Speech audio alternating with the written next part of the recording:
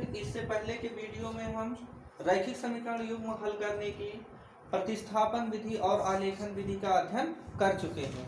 आइए हम तीसरी विधि विलोपन विधि का अध्ययन करते हैं। इस विधि का प्रयोग आप लोग कक्षा 6 से ही सीखते आए हैं। आज हम इस विधि का प्रयोग सीखेंगे। इस विधि में क्या होता है, इस विधि में एक चर को विलुप्त करके एक चर में रैखिक समीकरण प्राप्त करते हैं, जिसकी सहायता से दूसरे चर का भी मान प्राप्त कर लिया जाता है। अर्थात इसमें क्या होता है कि इसमें चाहे x को गायब कर दो चाहे y को गायब कर दो। गायब करने का तरीका क्या होता है, घटाने और जोड़ने का। इसके हम रूल लिख दिए हैं। अगर आप मान लीजिए बाद में भी ट्राई करते हैं तो समझ सके, समझाने की जरूरत नहीं है। इसमें दो रूल हमने लिख दिया है। क्या लिखा है, इस विधि का प्रयोग करने के लिए आवश्यक है कि दोनों समीकरणों में किसी एक चर, चाहे वो x हो चाहे वो y हो, के गुणांक बराबर होने चाहिए। आपके सामने देखो एक उदाहरण भी हमने दिया है, x + 3y = 12, x - 2y = 7। इसमें हम देख रहे हैं x चर है और y चर है, लेकिन x चर का गुणांक बराबर है, दोनों का गुणांक क्या है, सेम है। अतः हम यहाँ पर विलोपन विधि का प्रयोग कर सकते हैं। और दूसरा नियम है, यदि समीकरण युग्म में चर के गुणांक बराबर नहीं है तो किसी एक चर के गुणांक समीकरण में गुणा या भाग प्रक्रिया द्वारा बराबर कर लेना चाहिए। ये कैसे, जैसे आपके सामने एक समीकरण है 3x + 2y = 13, 2x + 3y = 12। यहाँ पर हम देख रहे हैं x का गुणांक ना बराबर है और ना ही y का गुणांक बराबर है, तो यहाँ पर हम तुरंत विलोपन विधि का प्रयोग नहीं कर सकते हैं। विलोपन विधि का प्रयोग करने के लिए हमने नियम दिखाया कि गुणांक बराबर होने चाहिए। अब कैसे बराबर करेंगे, अगर इस 2 में इससे गुणा कर दिया जाए और इस 3 में इससे गुणा कर दिया जाए तो ये गुणांक क्या हो जाएंगे, दोनों बराबर हो जाएंगे। हमेशा याद रखना, जब गुणांक बराबर ना हो किसी चर के तो आप x का गुणांक बराबर करने की कोशिश कीजिएगा। और क्या करना है, x के गुणांक से पहले x के गुणांक से जो गुणांक रहे उसी से वो पहले समीकरण से दूसरे समीकरण में गुणा कर दीजिए, दूसरे समीकरण से पहले समीकरण में गुणा कर दीजिए। जैसे x का गुणांक 3 है तो 3 से दूसरे समीकरण में गुणा कर दीजिए, दूसरे समीकरण में x का गुणांक 2 है तो 2 से पहले समीकरण में गुणा कर दीजिए। तो हमने यहाँ भी लिख दिया है आपके समझने के लिए, और यहाँ भी लिखा है समीकरण 1 × 2 तथा समीकरण 2 × 3 करने पर करिए गुणा। 2 × 3 = 6, 2 × 2 = 4 बराबर 13 दूनी 26, समीकरण 3 बन गया। अब इसमें 3 से करिए, 3 दूनी 6x, 3 त्रिका 9 और 12 तिहाई 36। तो अब हम यहाँ देख रहे हैं कि x का गुणांक क्या हो गया, बराबर हो गया। अब हम विलोपन विधि का प्रयोग कर सकते हैं। आइए हम इसको एक क्वेश्चन द्वारा समझते हैं। दिए गए समीकरण को विलोपन विधि से हल कीजिए। समीकरण क्या दिया गया है, x + y = 5 तथा 2x - 3y = 4। हल करते हैं। हल में सबसे पहले हम लिख लेते हैं दिया गया रैखिक समीकरण कौन कौन सा है, x + y = 5 और 2x - 3y = 4। इसको समीकरण 1 बना लेते हैं, इसको समीकरण 2 बनाते हैं। यहाँ हम देखते हैं किस चर का गुणांक बराबर है, ना x का गुणांक बराबर है ना y का गुणांक बराबर है। तो हमने कहा था कि जो पहले समीकरण का गुणांक है उससे दूसरे में गुणा कर दीजिए और जो दूसरे समीकरण का गुणांक है उससे पहले में गुणा कर दीजिए। तो यहाँ पर हम देख रहे हैं 1 का 1 है और 1 से गुणा करने पर किसी भी संख्या पर कोई प्रभाव नहीं पड़ता, अर्थात समीकरण 2 में गुणा करने की जरूरत नहीं है। लेकिन समीकरण 2 में जो x का गुणांक है वो कितना है, 2, तो 2 से गुणा करने का प्रभाव पड़ता है। इसका मतलब हम समीकरण 1 में किससे गुणा कर देते हैं, 2 से। यहाँ लिख देते हैं समीकरण 1 में 2 से गुणा करने पर, समीकरण 1 में 2 से गुणा करने पर, तो गुणा कर दीजिए, ये हो जाएगा 2x + 2y, ये कितना हो जाएगा 10। समीकरण इसको 3 बना लीजिए और इस समीकरण को ऐसे उतार लीजिए। ये हो गया समीकरण 2 ही लिख दीजिए क्योंकि कोई अंतर तो है नहीं। अब इसमें क्या करना है, देखिए यहाँ भी प्लस है यहाँ भी प्लस है, अगर इससे घटा दिया जाए तो x वाला पद क्या हो जाएगा, विलोप हो जाएगा। तो यहाँ पर हम क्या करते हैं, यहाँ लिख देते हैं घटाने पर और इसको हम चिन्ह बदल देते हैं नीचे वाले समीकरण का, ये माइनस हो जाएगा, ये क्या हो जाएगा प्लस, ये हो जाएगा माइनस, क्योंकि घटाने पर अगर जो चिन्ह है वो बदल जाता है। तो 2x से 2x क्या हो गया, कैंसिल हो गया, ये भी प्लस ये भी प्लस जुड़ जाएगा, 3 2 कितना हो जाएगा 5y, और 10 में से 4 गए कितना हो जाएगा 6, तो y इक्वल टू कितना हो गया 6/5, y इक्वल टू कितना होगा, कितना मान आया 6/5। अब y का मान समीकरण 1 में रखने पर y का मान किसी भी समीकरण में आप रख सकते हैं, जैसा कि हमेशा बताया गया है पिछले वीडियो में कि जो छोटा समीकरण हो उसी में रखने का प्रयास करें।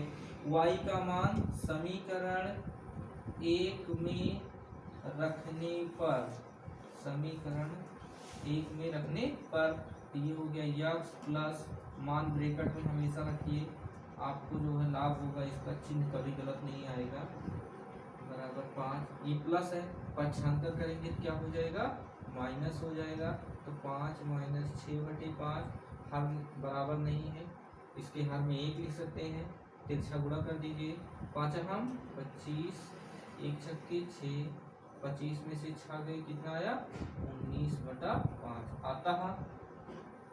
समीकरण का हल, समीकरण का हल x बराबर 19/5 y बराबर 6/5 है। आइए हम दूसरा क्वेश्चन देखते हैं। 2 अंकों की संख्या के अंकों का योग 9 है, इस संख्या का 9 गुना संख्या के अंकों को पलटने से बनी संख्या का 2 गुना है, वह संख्या ज्ञात कीजिए। अब संख्या कितनी की है 2 अंकों की है, तो सबसे पहले हम आइए जानते हैं 2 अंकों की संख्या कैसे उसको हम पढ़ते हैं।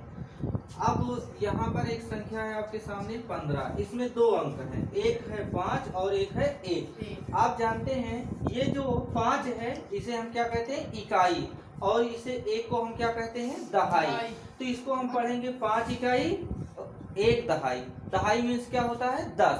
अगर हम इसको संख्या के मानक रूप में बदलें तो संख्या का जो मानक रूप होता है, ध्यान से देखना, संख्या का मानक रूप जो होता है 2 अंकों की संख्या का, 2 अंकों की संख्या का मानक रूप होता है, वो होता है 10 गुणे दहाई का अंक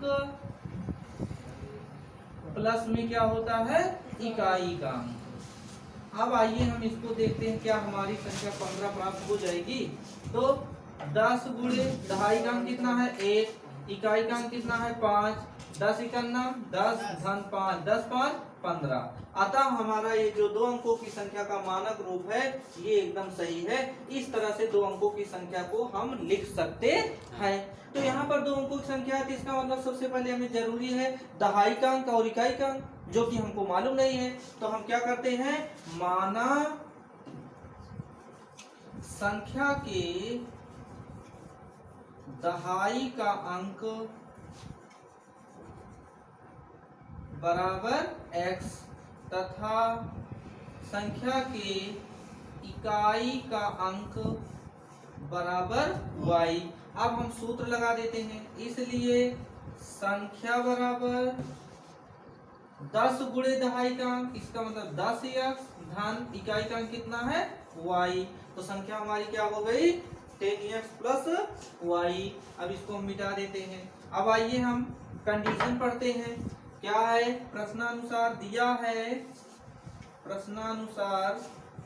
प्रश्नानुसार क्या हमको दिया है, प्रश्नानुसार हमको दिया है कि संख्या के अंकों का योग 9 है। अंक कौन कौन से हैं x और y, इसका मतलब x plus y equal to 9। समीकरण क्या हो गया 1, तथा इसमें कह रहा है इसी संख्या का 9 गुना, संख्या हमारे पास क्या है 10x प्लस y, और इसका 9 गुना माने 9 से गुणा अंकों को पलटने से। अब जरा एक काम कीजिए, अंकों को पलट दीजिए, तो ये y यहाँ चला जाएगा और x यहाँ चला आएगा। अंकों को हमने क्या कर दिया पलट दिया है।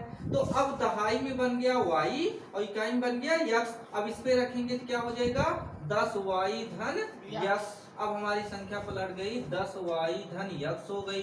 अब पलटने का कितना गुना है? 2 गुना, 2 से गुणा कर दीजिए। अब दोनों क्या है? बराबर है। समझ में आया यहाँ तक? अब इसमें गुणा कर दीजिए। 9 दहम में 90x, 9 इकन 9y बराबर 10 दूना 20y, 2 इकन 2x, 75 कर लीजिए। 90x minus 2x, 9y minus 20y is equal to 0। 90 में से 2 गए 88x, 9 में से 20 नहीं घटेंगे, 20 में से 9 घटा दीजिए 11y, और चिन्ह बड़ी संख्या का लगता है, 20 बड़ा है तो इसका मतलब माइनस लगेगा, बराबर 0। अब देखो क्या 11 से दोनों भाग जाएगा? भाग जाएगा। तो हम लिखते हैं 11 से भाग दे देने पर 11 से क्या कर देते हैं? भाग दे देते हैं। तो 11 8 88, 11 करना 11 बराबर क्या हो गया? 0। समीकरण 2 हो गया। इस समीकरण को हम पास पास लिख लेते हैं, इसको लिख लेते हैं। अब दोनों समीकरण को पास पास लिख लीजिए। x plus y is equal to 9 समीकरण 1, और ये 8x minus Y equal to. अब हम देखते हैं क्या किसी चर का गुणांक समान है। तो हम यहाँ देख रहे हैं कि x का तो नहीं समान है लेकिन y का समान है। और एक चीज है, यहाँ पर प्लस है यहाँ पर माइनस है, तो हमें घटाने की जरूरत नहीं है क्योंकि प्लस माइनस जोड़ने पर कट जाता है। तो हम इसको लिखेंगे क्या? जोड़ने पर। क्या लिखेंगे? जोड़ने पर। तो ये माइनस और ये जोड़ने पर तो कोई प्रभाव नहीं पड़ेगा। तो ये हो जाएगा 8 9x, ये y से y कैसे बराबर 9, x बराबर 9/9। भाई 9 में 0 जोड़ोगे कोई प्रभाव पड़ेगा? तो 9 से 9 x बराबर 1 आ गया। x का मान समीकरण 1 में रखने पर रख दीजिए। तो रख देंगे तो हमें ये हो जाएगा 1 धन y बराबर 9, तो y बराबर 9 माइनस 1 बराबर 8। अतः संख्या हमारी क्या है? यही है ना। तो 10 गुणे x का मान कितना है? 1 धन y का मान कितना है? 8। 10 इकन्ना 10 धन 8, 10 8 18। अतः संख्या यही हो जाएगी। अतः अभीष्ट संख्या बराबर 18। इस तरह से हम विलोपन विधि से इसको आसानी से